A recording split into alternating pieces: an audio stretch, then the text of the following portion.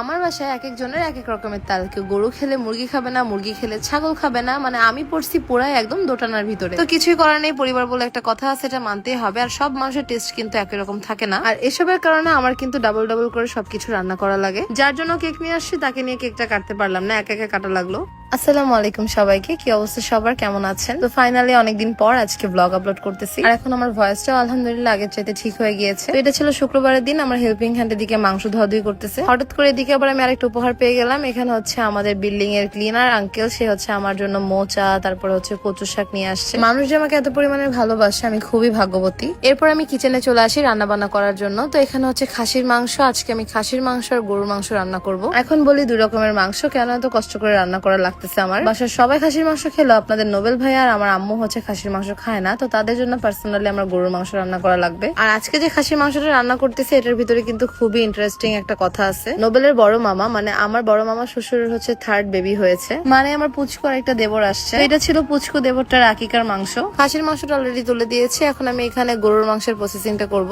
অতিরিক্ত গরম ঠান্ডার কারণে ইনার আমার প্রচুর পরিমাণে ঠান্ডা লাগছিল, আর প্রচুর গলাও ভেঙে গেছিল, সাথে সাথে চোখও উঠছিল, বাট আলহামদুলিল্লাহ এখন আমরা দুজন মোটামুটি সুস্থ আছি। তো এই যে এখানে আমি দুই চুলা দুই প্রকারের মাংস বসা দিছি, একসাথে দুই চুলায় রান্না বসা দেওয়ার ব্যাপারটা আমার কাছে কিন্তু খুবই ভালো লাগে। এরপর টুকিটাকি আমার কিছু ঘরের কাজ ছিল, যেগুলো আমি সেরে ফেলতেছি। কিছু ফটোশুটের জন্য মাঝে মাঝে আমি আমার হাতে নেল পলিশ দেই, আর আজকে যেহেতু ফ্রাইডে, তাড়াতাড়ি করে আমি নেল পলিশ গুলো হচ্ছে রিমুভ করে ফেলতেছিলাম। টুকিটাকি কাজ শেষ করে দেখতে চলে এলাম যে কতটুকু হয়েছে, মাংসর কি অবস্থা। আর আজকে আমি যে জামাটা পরেছি, এটা আমার আম্মুর জামা পরছে আজকে আমি আবার কষানো মাংস খেতে প্রচুর পরিমাণে পছন্দ করি। মাংস রান্না করলে আমার আবার কষানো মাংস একটু খেতে বেশি ভালো লাগে। আমার মতো কারা কারা আছো রান্না করার সময় কষানো মাংস খাওয়া লাগবে।